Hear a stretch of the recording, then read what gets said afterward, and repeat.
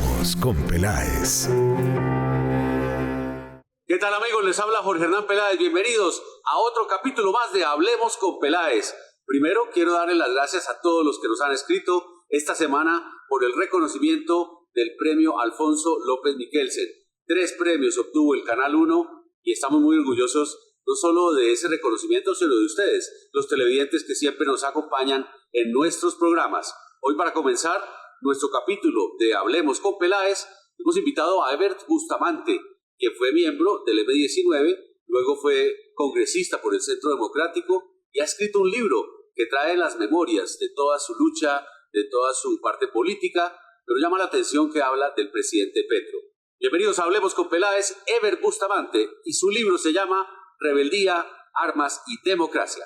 Jorge Hernán, complacido de estar contigo y con una figura del periodismo que es garantía de la libertad de prensa y de opinión. Muchas gracias. Comencemos hablando del libro, Ebert, porque en él usted recopila una cantidad de historias. Digamos que en términos globales, ¿cuál es el objetivo de publicar un libro en este diciembre? Bueno, el libro es un texto que recoge la memoria de los últimos 60 años de vida política en Colombia, en los cuales participé. Son hechos en los que intervine o de los cuales fui testigo exactamente desde el 19 de abril del año 1970, que fui elegido concejal de mi ciudad natal, Zipaquirá, y fue el mismo día en que, en opinión mía, triunfó a la presidencia de la República el general Gustavo Rojas Pinilla. Y todo lo que se derivó de ahí, por eso el libro contempla 3 grandes etapas. La primera etapa, que denomino de la rebeldía, y que abarca desde mis años juveniles en la actividad política. Yo estuve acompañando en la Juventud Liberal la elección del presidente Carlos Lleras Restrepo en 1966, y esa primera etapa llega hasta el año 1977, cuando decido involucrarme en la lucha armada, más concretamente haciendo parte del movimiento 19 de abril. Todo esto como consecuencia de la evolución de los acontecimientos a raíz de lo que considero fue un hurto de las elecciones del 19 de abril. En la segunda parte se aborda toda la experiencia que tuve dentro del movimiento M19, que, como bien lo conoce todo el país, pues fue un movimiento en armas y va desde el año 1977 hasta el 9 de marzo de 1990, que es la fecha en que se firma la paz con el gobierno del presidente Virgilio Barco.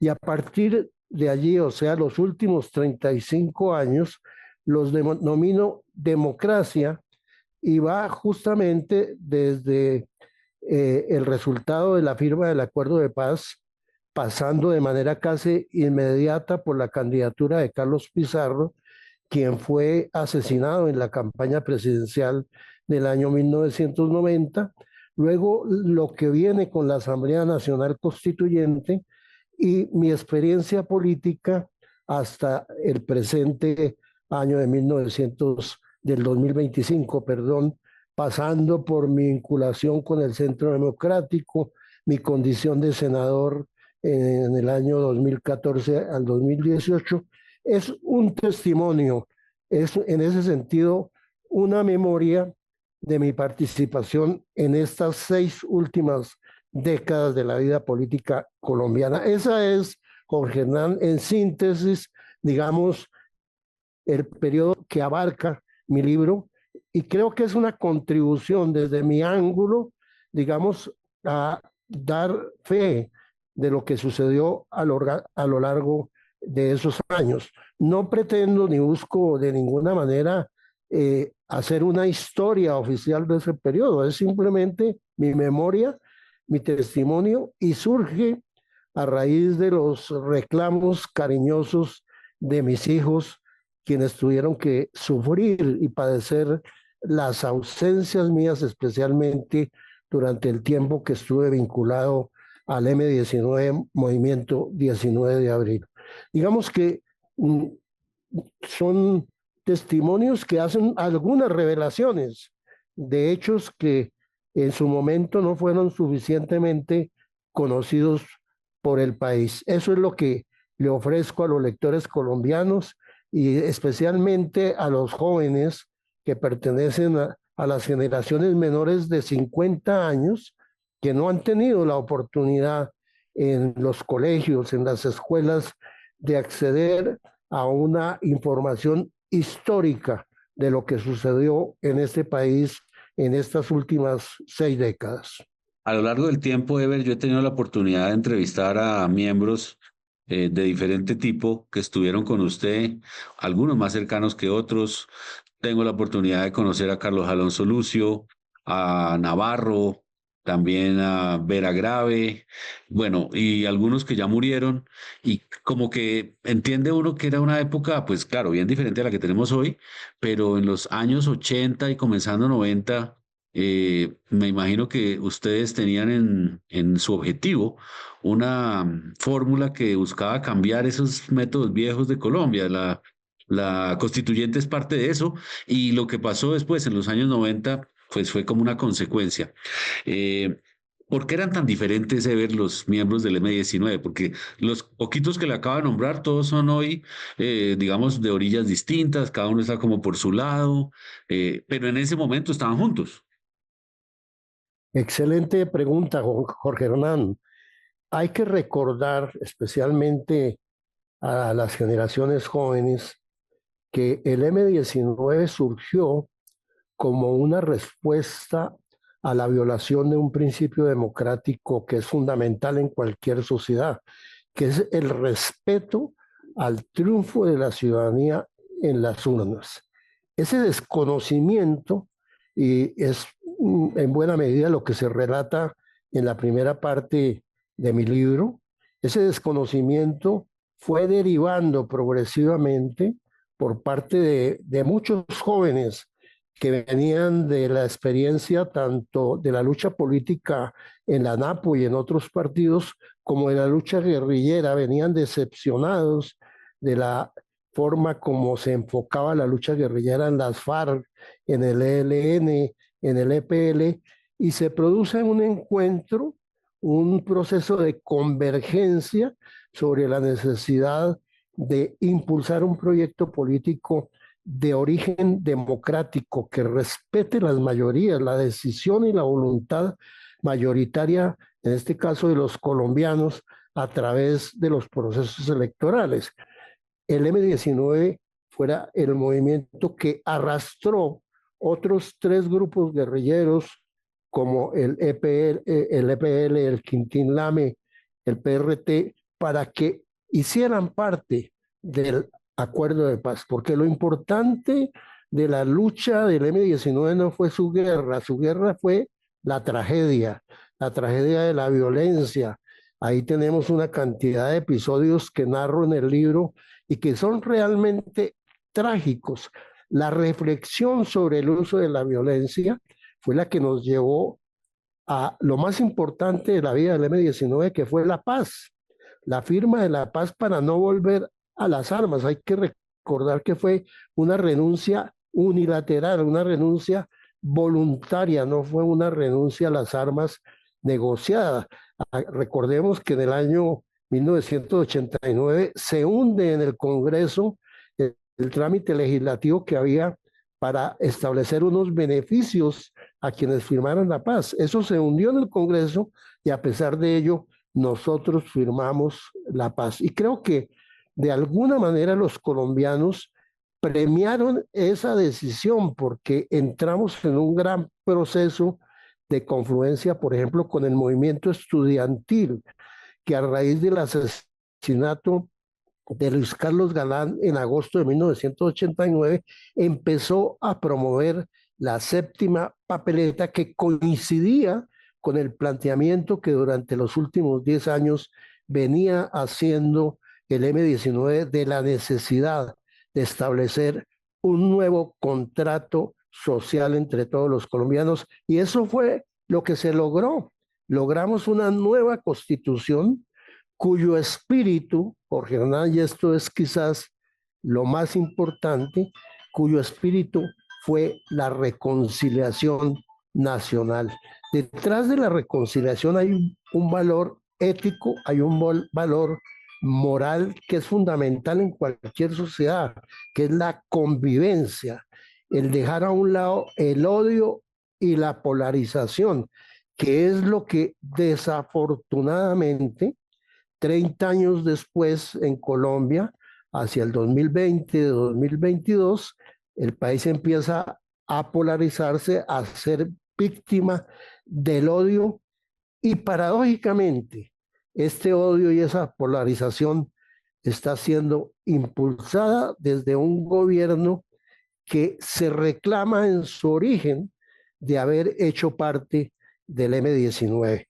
Esa es la gran paradoja, pero al mismo tiempo la gran contribución del M-19 que terminó haciendo parte de la adopción del instrumento legal más importante que fue la Constitución del año 1991. ¿Quiénes del gobierno Barco trabajaron, digamos, secretamente con ustedes, no públicamente, para que pudieran llegar a feliz término esas negociaciones en marzo del 90? Exactamente lo que mencionas lo trato en detalle en el libro. Antecitos de el inicio del periodo de gobierno de Virgilio Barco, no hay que olvidar que se produjo la tragedia más grande que ha tenido Colombia, que es el holocausto del Palacio de Justicia. Ese fue un punto de quiebre, digamos, en la reflexión del M-19 sobre qué era lo que estaba haciendo, es decir, a dónde nos conducía el uso de la violencia. Y ahí se inicia un proceso interno de reflexión profundo que permite más tarde, por ejemplo, a raíz del secuestro de Álvaro Gómez en el año 1988, encontrar precisamente con Álvaro Gómez una gran coincidencia, y era que este país no podía seguir transitando los caminos de la violencia, sino del entendimiento. La libertad que finalmente le da el M-19 a Álvaro Gómez no es otra cosa que un mensaje de que a partir de la violencia tenemos que dejarla para podernos entender. Y hay que decir que fue Álvaro Gómez uno de los principales factores para que posteriormente se hiciera realidad la Asamblea Nacional Constituyente. Aquí hay unos actores que no aparecen públicamente, o al menos parcialmente. Lo mismo ese reconocimiento hay que hacérselo al expresidente Julio César Turbay, que había sido el gobierno que más nos había enfrentado con el Estatuto de Seguridad. Y él jugó un papel importante, además, por supuesto, del staff dedicado al tema de la paz del gobierno de Virgilio Barco, encabezado por Rafael Pardo. Pero dentro del M-19 fue fundamentalmente su cúpula de ese momento, representada en Carlos Pizarro, representada en Antonio Navarro, representada en Vera Grave, representaba en todos los que hacíamos parte de la dirección nacional. Había un joven que tú mencionaste al inicio de esta entrevista, en ese momento, Carlos Alonso Lucio, que jugó un papel fundamental al lado de Carlos Pizarro. Momento de la primera pausa, Ever. Ya regresamos con el resto de la nota. Recuerda que la puede ver después en nuestra página, canal1.com.co. Ya volvemos. Hablemos con Peláez.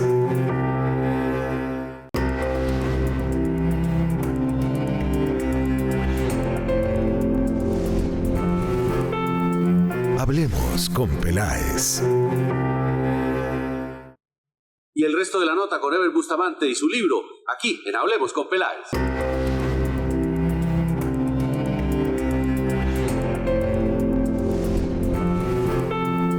Hablemos con Peláez. Y fue, digamos, el principal canal para la relación entre Rafael Pardo y Carlos Pizarro.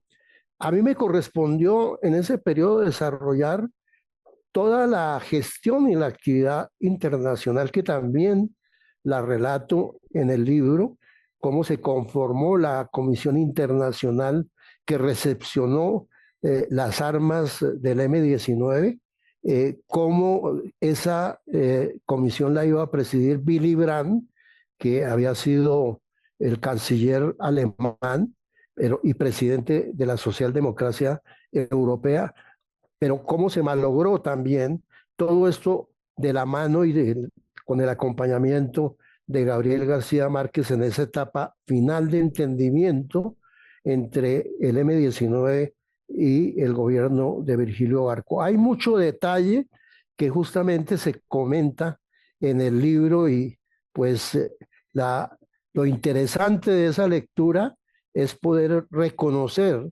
las distintas personas y figuras que contribuyeron de manera determinante al éxito del acuerdo de paz. Ever, la fecha exacta de la firma con el gobierno Barco fue 9 de marzo de 1990 y menos de 2 meses después, el 26 de abril, ya como precandidato o candidato presidencial, es asesinado Carlos Pizarro León Gómez. ¿Esos momentos fueron críticos? ¿Qué pasó, digamos, internamente con ustedes en la Alianza Democrática? ¿Creyeron que eso iba para un mal camino? O sea, ¿cómo lograron después de todo eso, con el asesinato del candidato, seguir adelante y continuar como con el tema de la paz?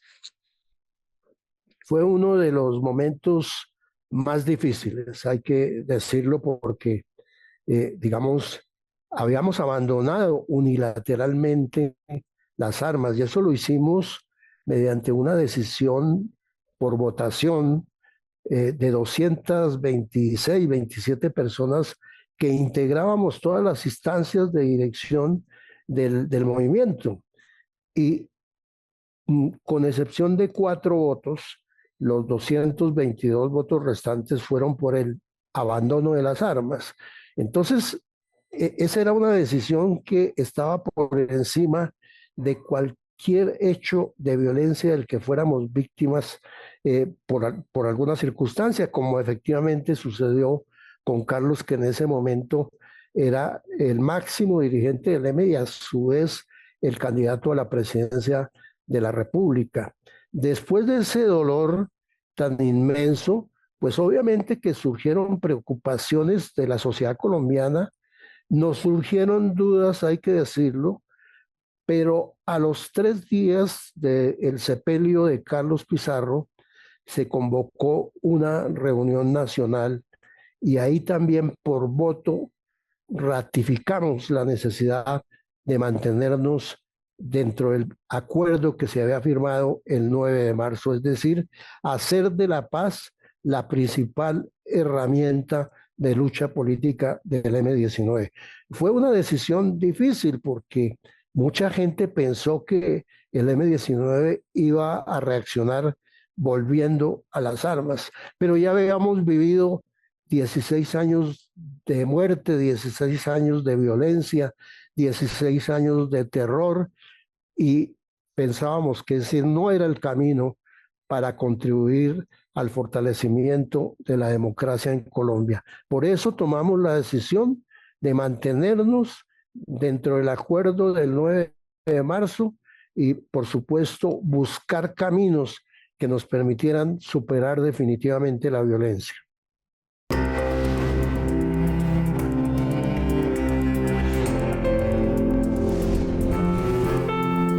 Hablemos con Peláez. Ever, gracias. Mucha suerte con el libro este año y el otro también, que seguramente lo estará moviendo en la época electoral. Importantes revelaciones hace Bustamante sobre detalles de la vida del presidente Gustavo Petro que corroboran lo que dijo el ex canciller Álvaro Leiva en sus cartas que denunció en redes sociales hace meses. Toda la nota con Ever Bustamante la pueden ver en nuestra página canal1.com.co. Segunda pausa, ya regresamos.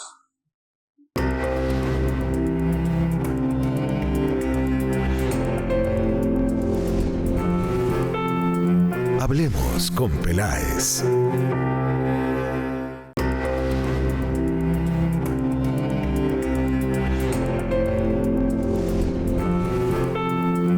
Hablemos con Peláez. Y nos vamos al mundo de los paneles solares. La energía solar es nuestro siguiente invitado. Unergy es la compañía que nos va a explicar aquí en Colombia cómo ha venido expandiéndose alrededor de este interesante mercado de la matriz energética.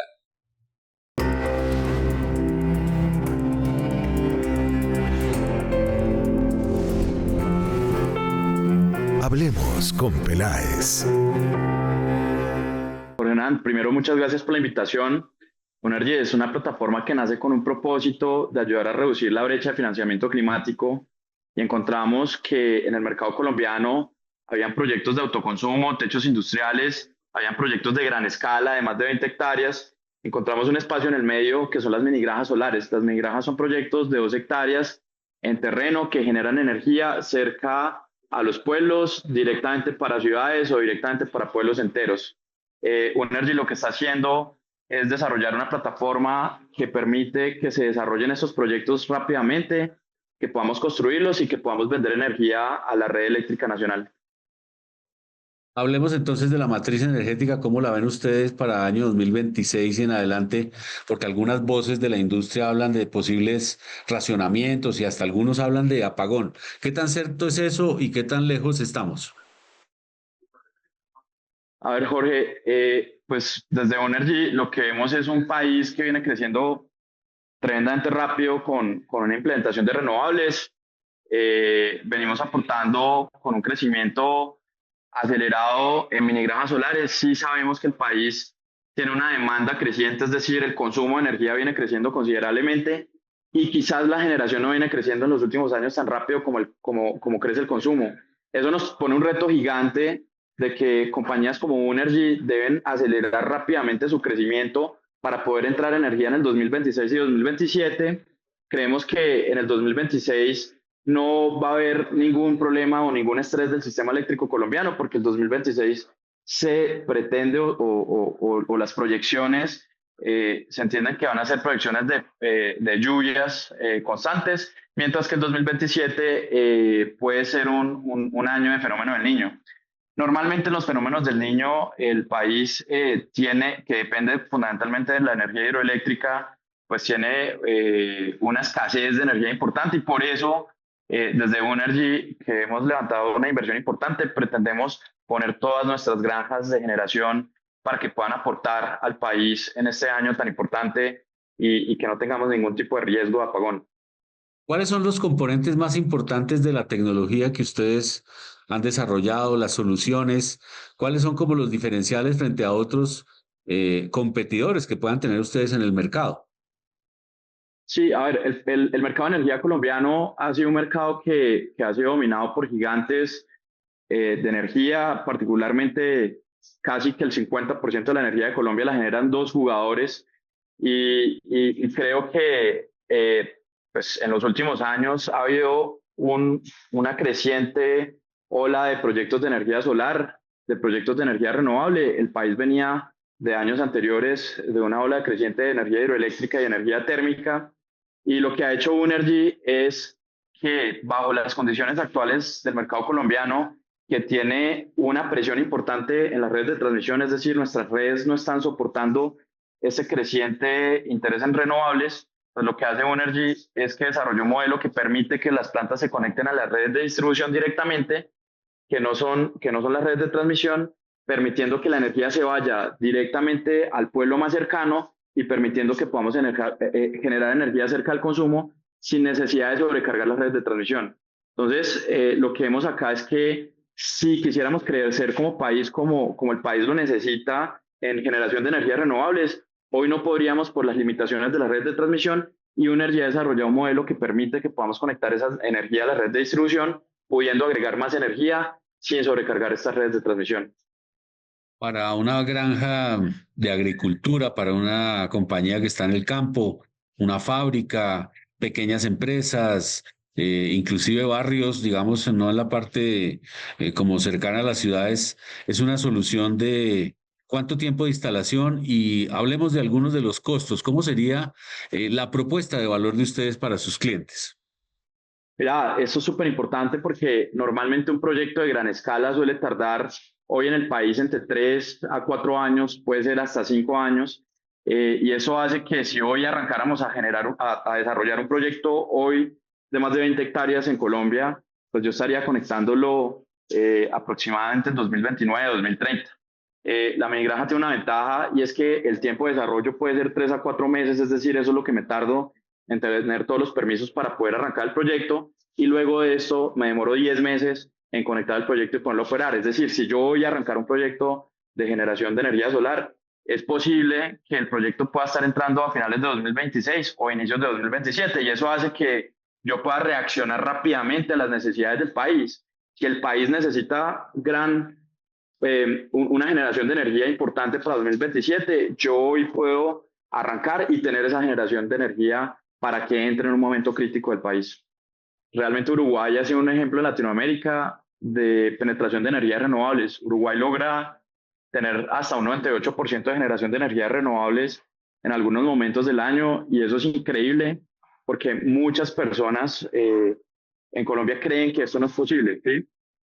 Particularmente, yo siempre he pensado que realmente la dificultad más grande de lograr una penetración grande de energías renovables que pueda superar el 90%, hoy en Colombia estamos alrededor del 7%, es complejidad técnica. Es decir, si realmente hay compañías que desarrollan software y tecnología o modelos matemáticos que permitan resolver la complejidad de hacer complementariedad entre diferentes fuentes, por ejemplo, eólica, solar, biogás o biomasa, pues realmente podemos incrementar aceleradamente la generación de energía con fuentes renovables en el país sin que eso sea ningún inconveniente, y eso lo ha demostrado Uruguay con una penetración del 98%, y otros países como Chile que vienen creciendo durísimo en energías renovables, o Brasil también, que tiene ya, particularmente en este segmento de minigranjas o generación distribuida, ya más de 20.000 millones de dólares invertidos. En algún momento, Eduardo, ¿han pensado que estas pequeñas escalas también funcionen para personas naturales que tienen un apartamento, que tienen una casa en una ciudad, o el modelo funciona principalmente fuera de las grandes ciudades?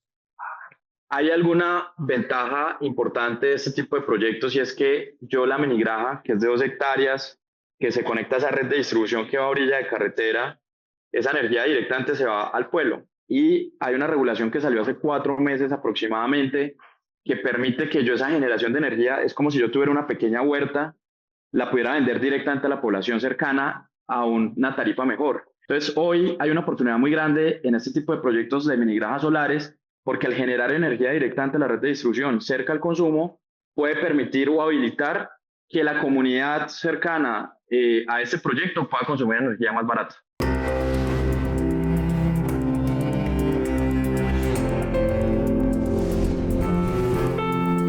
Hablemos con Peláez. Señor Ospina, gracias por atendernos. Mucha suerte con el resto del año y el próximo. Un abrazo. La nota completa la pueden ver en nuestra página canal1.com.co. Otra pausa, ya venimos.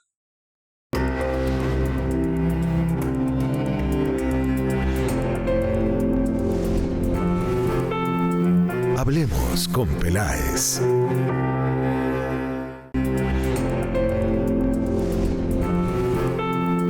Hablemos con Peláez. Llega Juliana Duque y sus historias solidarias. En esta ocasión, una campaña que se llama Restaurando Sueños. La organiza Terpel para mujeres emprendedoras. Juliana, bienvenida. Cuéntenos la historia. Hablemos con Peláez. Hola Jorge, bienvenidos a este espacio de noticias positivas. Hoy quiero presentarles a una mujer que quiere cambiar el mundo y por eso lidera iniciativas que dejan huella. Una verdadera mujer empoderada. Hablemos con Peláez. Muchas gracias, Jorge Hernán. Terpel desde hace varias décadas tiene una postura frente a la reconciliación y la construcción de paz como una de las necesidades más apremiantes de Colombia.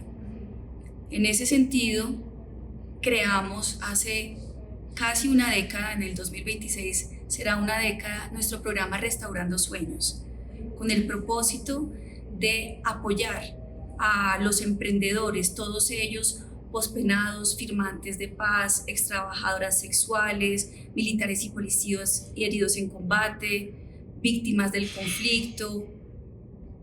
Los acompañamos para ascender al siguiente nivel en su evolución empresarial. ¿Y eso qué significa? Los formamos, los capacitamos, les entregamos capital semilla para que puedan crecer de manera sostenible. Porque esto no es filantropía, esto es crecimiento con enfoque sostenible. Y hoy estamos muy felices de graduar a nuestra primera cohorte de 27 personas que a partir de este momento van a seguir confeccionando la dotación textil de Terpel en materia de uniformes para el personal administrativo, para nuestras plantas.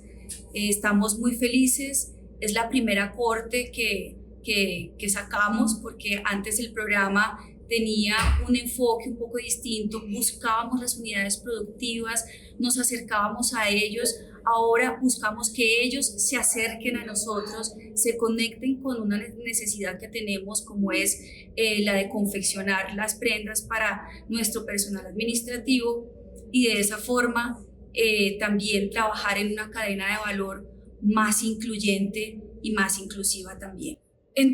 La confianza que ellos tengan en el proceso es fundamental. Por supuesto que hay errores, por supuesto que hay retos, que haya adversidades.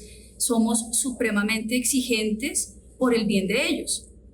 Ejemplo, ahora para hacer unas camisas con el estándar de calidad que exige Terpel para sus prendas, para sus uniformes, tuvimos que especializar y súper especializar a estas personas en confección, en bordado, en hacer unos puños de camisa, unos cuellos. Entonces que ellos se empoderaran en el proceso, no desertaran ante las dificultades, se les dañaban las máquinas, decíamos no importa, seguimos adelante, arreglamos la máquina, no importa, hay que seguir. Entonces un poco pues manejar como pues la exigencia, el estándar que exigíamos, yo creo que para ellos fue lo más duro, pero lo lograron y hoy están graduándose y sabiendo que muy posiblemente van a seguir siendo parte de nuestra cadena de valor. Nosotros apoyamos con programas muy concretos a la Fundación Unidos para Sonreír. La Fundación Unidos para Sonreír es probablemente la única o la que con más potencia ha respaldado a una población que está supremamente marginada, invisibilizada, que son los niños con parálisis cerebral y por supuesto sus familias, las mujeres que deben renunciar a sus trabajos, a su vida productiva para cuidarlos. Entonces, restaurarles a ellas su sueño profesional de poder quedarse en sus casas cuidando a sus hijos y al mismo tiempo ser productivas, creemos que ese es de lo más bonito y de lo más potente que tiene el programa. Hablemos con Peláez. Felicitaciones a mujeres inspiradoras que cambian el mundo. Jorge, esto es todo por hoy. Nos vemos dentro de 8 días con más historias solidarias. Chao. Hablemos con Peláez. Gracias, Juliana, y gracias a la gente de Terpel. La nota completa la pueden ver en nuestra página canal1.com.co. La próxima semana más historias solidarias con Juliana Duque, nuestra periodista de responsabilidad social. Otra pausa, ya venimos.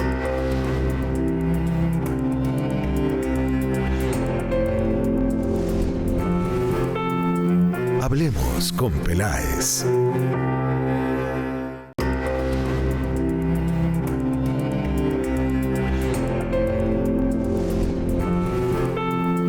Hablemos con Peláez. Y para cerrar, un invitado internacional desde Santiago de Chile, hemos contactado a Ignacio Torresi. Él es vicepresidente de una compañía que se llama Sequent y él se encarga de los negocios de esa empresa en América Latina. Es una compañía cuya casa matriz es Nueva Zelanda. Tiene que ver con exploración, con minería, con empresas petroleras.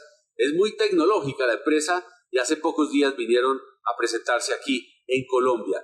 Ignacio, desde Santiago de Chile, nos atiende. Bienvenido, hablemos con Peláez.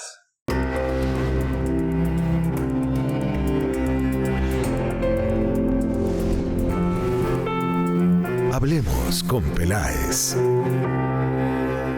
Muchas gracias, antes de más nada, muchas gracias Jorge por la invitación para esta llamada.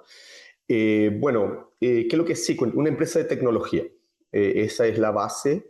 Somos una empresa de tecnología, como tú mismo lo dijiste, la oficina de fundación, digamos, de la empresa está en Nueva Zelanda, en Christchurch. Pero desde 2022 somos parte de un grupo mayor, que es un grupo americano que se llama Bentley Systems, y la oficina central de Bentley Systems está en Exton, Pensilvania, Estados Unidos. Entonces tenemos más de una oficina central. Y bueno, tanto Bentley como Sequent se dedican al rubro de tecnología, y en el caso de Sequent específicamente es tecnología de visualización, de modelamiento 3D, de cuantificación, estimación, de base de datos en general, para todo lo que es subsuperficie, ¿no? Excavaciones, modelos geológicos para diferentes fines, como geología para minas, geología para petróleo y gas, geología para energía geotermal. También trabajamos con mucho a lo relacionado a agua subterránea, mucho a lo que está relacionado a todo lo que tiene que ver con la gestión de toda esa información que se adquiere de subsuperficie y ponerlo en una plataforma tecnológica. Entonces, esa es la misión de Sequent, ser la empresa de tecnología para todo lo que es subsuperficie. Bueno, pues una parte muy importante, Ignacio, de la solución que ustedes ofrecen, como decía usted al principio, es la visualización de los datos que están por debajo de la tierra para compañías que exploran hidrocarburos, para los mineros y otro tipo de compañías de construcción. Me imagino que esa es la fortaleza. Expliquemos un poco cómo es esa visualización, qué tipos de elementos tiene para que los usuarios puedan visualizar los datos de una mejor manera. Muchas gracias por la pregunta, Jorge. Sí, mucho de lo que mencionaste es donde está nuestra principal fortaleza, esas industrias, pero me gustaría dejar claro que nosotros también hacemos mucho para recursos que no necesariamente son extractivos, así como o hidrocarburos o minería. En realidad, la raíz de la empresa vino y ahí explico un poco qué es lo que hace la empresa, vino en visualizar perforaciones ultra profundas para energía geotermal, que en Nueva Zelanda es una fuente de energía muy importante, y en aquella parte del mundo, ¿no? Donde está Nueva Zelanda, en Corea, en Indonesia, en Japón. Entonces, esas perforaciones que se hacen con máquinas bastante sofisticadas, perforan, y esa perforación queda con una información tridimensional, la localización de la perforación, a qué profundidad va, en qué ángulo va, y eso es lo que nosotros hacemos, esa información nosotros la desplegamos en un ambiente tridimensional, ya donde puedes ver desde la superficie a nivel país, como uno ve, por ejemplo, en plataformas de visualización como Google Earth, pero también puedes después ya entrar por debajo de la superficie y ver esa perforación y ver en qué dirección va, si va en la dirección correcta, y al mismo tiempo ir modelando lo que esa perforación va interceptando, tanto concentraciones de agua, diferentes elementos químicos, el tipo de roca, y eso en nuestra plataforma la podés ver en 3D y también después la podés modelar para crear modelos conceptuales de lo que está en la subsuperficie. Esa sería la parte más técnica del software, pero también toda esa información es hoy en día digital. Entonces, aparte del software técnico para la persona especialista, tenemos una plataforma donde esa información queda almacenada, queda con su lineaje, queda quién la almacenó, quién la hizo, cuándo, y queda almacenada en la nube y puede ser usada desde cualquier lugar del mundo. Está segura, está respaldada y puede ser usado por cualquier de nuestras aplicaciones especialistas y en algunos casos también por aplicaciones que no son nuestras. Entonces eso es como lo principal que hace la empresa. Obviamente que ahí tenemos perforaciones para diferentes finalidades. Lo que yo describí fue para geotermal, pero podría ser, por ejemplo, una perforación para una excavación geotécnica para construir un edificio. Podría ser una perforación para ver si hay contaminación del freático de agua. Podría ser una perforación para ver cuál es la concentración de un elemento de interés económico como el oro o como el cobre, o como tú lo dijiste, para hidrocarburos también. Ignacio, ¿cómo podemos explicarle a los televidentes el uso de una plataforma como esta en un mundo donde llegó hace muy poco tiempo la inteligencia artificial y una serie de aplicaciones estadísticas robustas que trabajan sobre la data de la nube? Digamos, como ¿qué tipos de complementos puedes describirnos que usaría el cliente final sobre la plataforma Seequent? Perfecto, muy buena pregunta. Y evidentemente inteligencia artificial hoy es un tópico hoy en día que es de súper relevancia. Para las empresas de tecnología, básicamente ya es una realidad que inteligencia artificial tenga que ser parte del desarrollo de nuestras aplicaciones, que pongamos herramientas en nuestro software que use inteligencia artificial para que el usuario final sea más productivo, pueda delegar tareas muy repetitivas, por ejemplo. Entonces, nosotros tenemos diferentes niveles de uso de inteligencia artificial dentro de Seequent, ¿ya? Tenemos el uso de inteligencia artificial y somos una empresa que incentivamos, que le damos a nuestros empleados espacio, tiempo y herramientas para usar inteligencia artificial en su trabajo del día a día. Eso es a nivel organizacional. Después usamos inteligencia artificial para desarrollo de software. O sea, que la persona que está desarrollando código sea más productiva y pueda hacer más con menos tiempo, usando inteligencia artificial para desarrollar software. En las aplicaciones que ya tenemos comerciales hoy en día, el tipo de inteligencia artificial que se usa más en las aplicaciones Seequent es Machine Learning.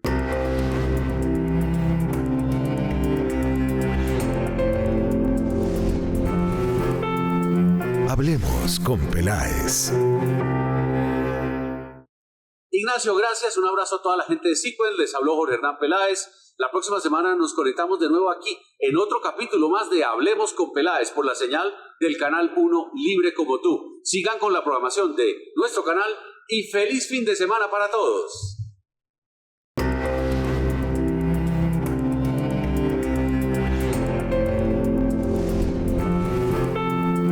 Hablemos con Peláez.